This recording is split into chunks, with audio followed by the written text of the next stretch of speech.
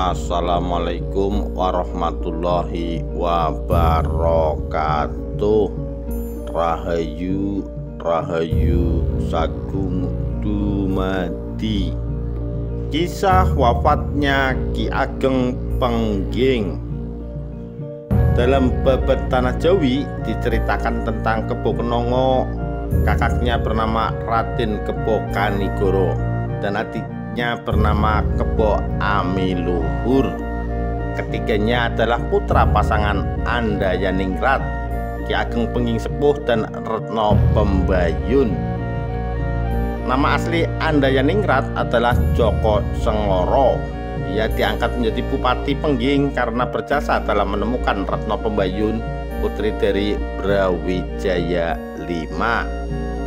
Raja Mojopahit yang diculik Menakdala Putih, Raja Blambangan putra Menak Jinggo. Jaka Sengoro berhasil menemukan sang putri dan membunuh penculiknya. Jaka Sengoro kemudian menjadi Raja Muda Pengging, bergelar Andayaningrat atau Ki Ageng Pengging I. Serat Kanda mengisahkan Andayaningrat tewas di tangan Sunan Ngudung, Panglima Pasukan Demak yang juga anggota Wali Songo. Kebo Kenongo kemudian menjadi penguasa Pengging menggantikan ayahnya. Kebo Kenongo adalah juga keponakan Sultan Demak, Raden Patah. Kebo Kenongo kebingungan antara mempertahankan keyakinan warisan orang tuanya dengan tekanan dari kerajaan Demak. Akhirnya mempertemukan dirinya dengan Syekh Siti Jenar. Ajaran Syekh Siti Jenar dipandang bisa menjadi jalan tengah di antara dua keyakinan yang harus dipilihnya. Ia menjadi murid terbaik sebagai generasi penerus setelah Syekh Siti Jenar dihukum mati. Nama Kebo Kenongo menjadi salah satu orang yang diburu di masa pemerintahan Raden Patah.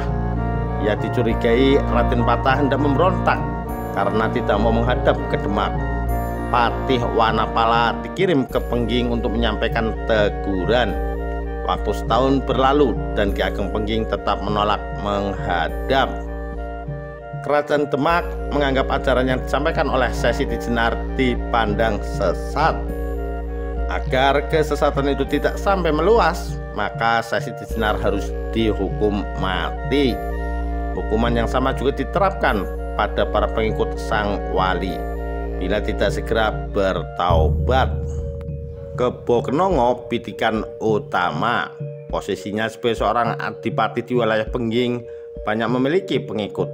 Kebo Kenongo kukuh dalam mempertahankan keyakinannya. Akhirnya penguasa Demak yang didukung Wali Songo memutuskan untuk memberikan hukuman mati kepada Kebo Kenongo. Sunan Kudus yang diutus sebagai eksekutornya. Sunan Kudus disambut baik di Pengging hingga kemudian keduanya saling beradu pandang terkait ajaran Islam. Sebenarnya Sunan Kudus mengakui bahwa apa yang disampaikan Kebo Kenongo benar adanya. Tapi sebagaimana ajaran Syekh Siti Jenar, tentu dibutuhkan tingkatan spiritualitas tinggi untuk bisa memahami dengan baik.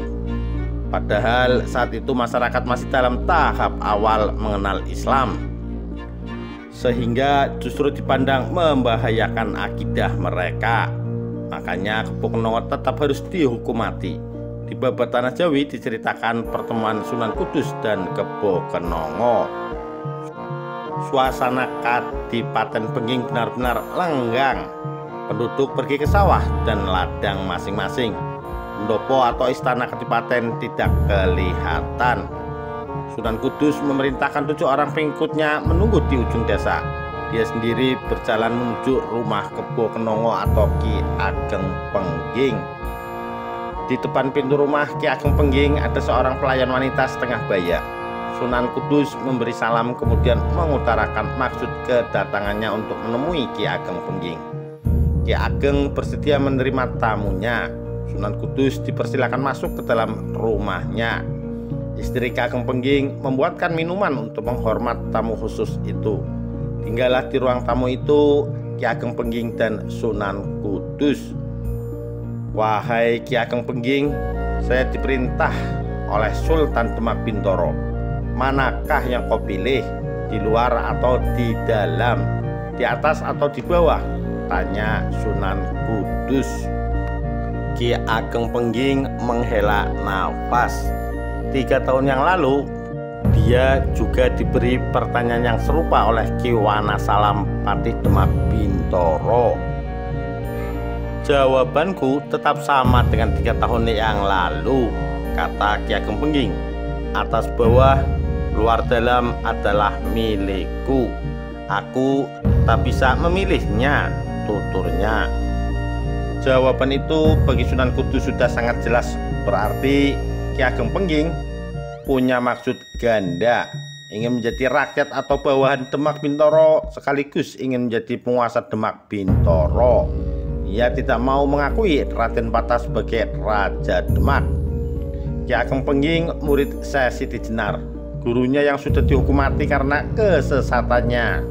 Sunan Kudus ingin mengetahui apakah Ki Ageng Pengging masih meyakini ilmu dari Syekh Siti Jenar itu atau sudah meninggalkan sama sekali.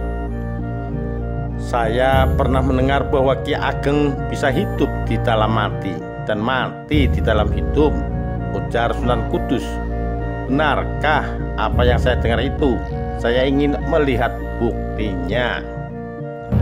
Memang begitu, jawab Ki Ageng Pengging. Kau anggap apa aku ini, maka aku akan menurut apa yang kau sangka. Kau anggap aku santri, memang aku santri. Kau anggap aku ini raja, memang aku keturunan raja. Kau anggap aku ini rakyat, memang aku rakyat. Dan kau anggap aku ini Allah, aku memang Allah, lanjut Ki Ageng.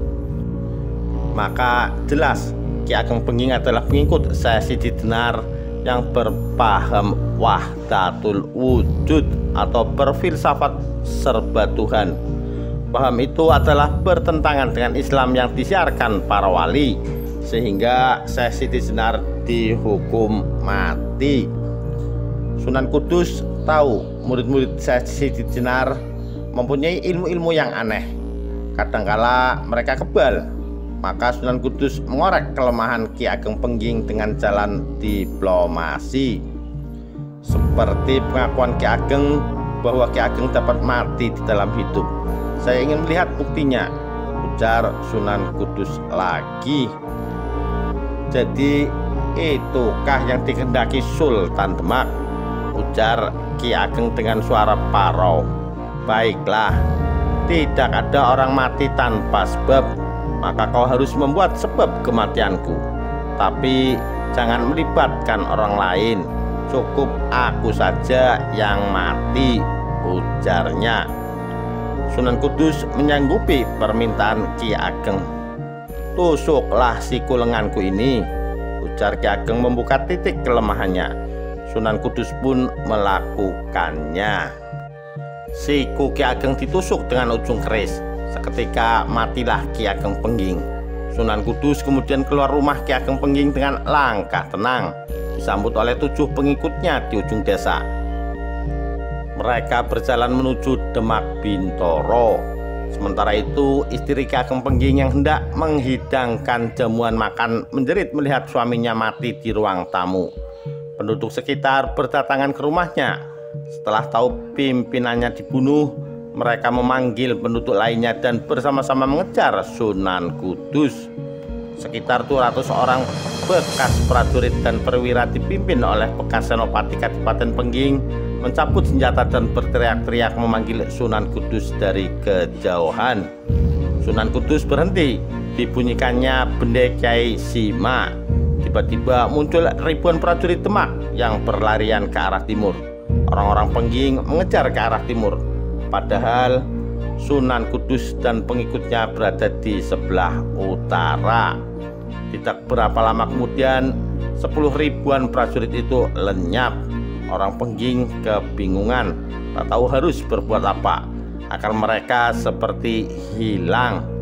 Sunan Kudus kasihan melihat keadaan mereka. Akhirnya mereka dibuat sadar kembali. Jangan turut campur urusan besar ini.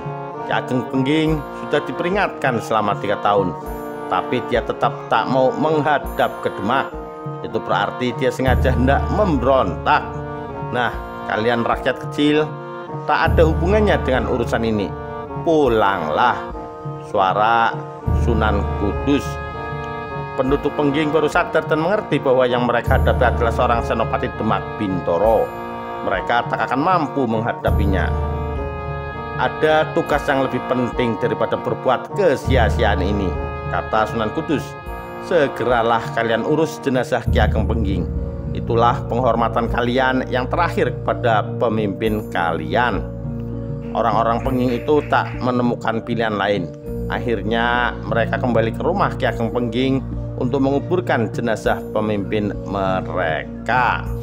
Demikian kisah akhir hayat Ki Ageng Pengging. Sekian, terima kasih. Wassalamualaikum warahmatullahi wabarakatuh. Rahayu, Rahayu Sagung Dumadi.